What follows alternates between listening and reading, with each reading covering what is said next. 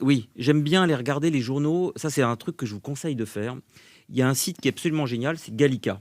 Oui, je connais. Gallica, c'est le site je le dis aussi La pour les Bibliothèque auditeurs, de la nationale. Bibliothèque nationale.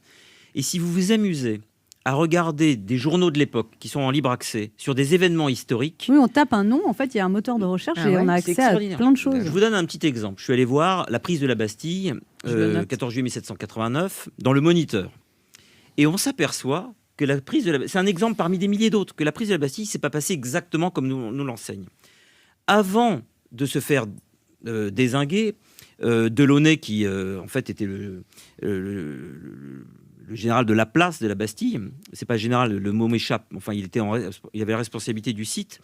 Avant que le peuple n'arrive devant la Bastille pour tout mettre à sac, en fait, il y a eu 3 délégations de députés dans la journée qui sont gentiment allés lui dire, gouverneur Delaunay, monsieur le gouverneur, voilà, ça fait une semaine que vos canons sont tournés en direction du faubourg Saint-Antoine. Est-ce que vous pourriez avoir, s'il vous plaît, l'obligeance de retourner vos canons, de les mettre à l'intérieur parce que ça fait désordre.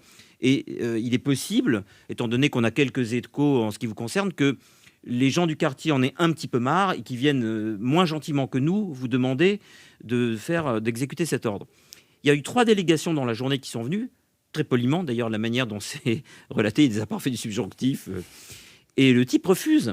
Et au bout d'un moment, un des députés dit, écoutez, là, on n'est plus maître de la situation, vous l'aurez voulu.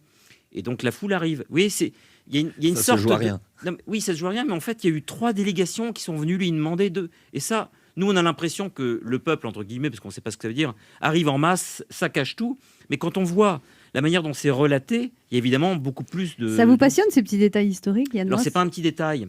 Ça montre D'accord. bien... Un peu de précision, Ah, Anne. j'aurais bien vu prof d'histoire. Ça Non, n'est mais pas un petit détail, mademoiselle C'est Romanoff. pas un détail, parce que au lieu de voir un peuple en furie qui vient tout saccager, on voit déjà des parlementaires, c'est déjà la naissance de la démocratie, qui viennent demander à quelqu'un d'avoir un peu moins d'arrogance. Et ça en dit long aussi sur le pouvoir aujourd'hui. Vous On voit trouvez très bien- que Emmanuel Macron est arrogant, Yann Moix? Il n'est pas le seul, si vous voulez. Il y a un problème d'arrogance, et moi je considère par exemple... Vous que êtes arrogant? ça doit m'arriver. On l'est tous. Dès qu'on a un petit peu de pouvoir, on l'est en fait. Je me suis aperçu, quand j'ai fait 3 ans dans On n'est pas couché, je me suis pas aperçu que j'avais du pouvoir.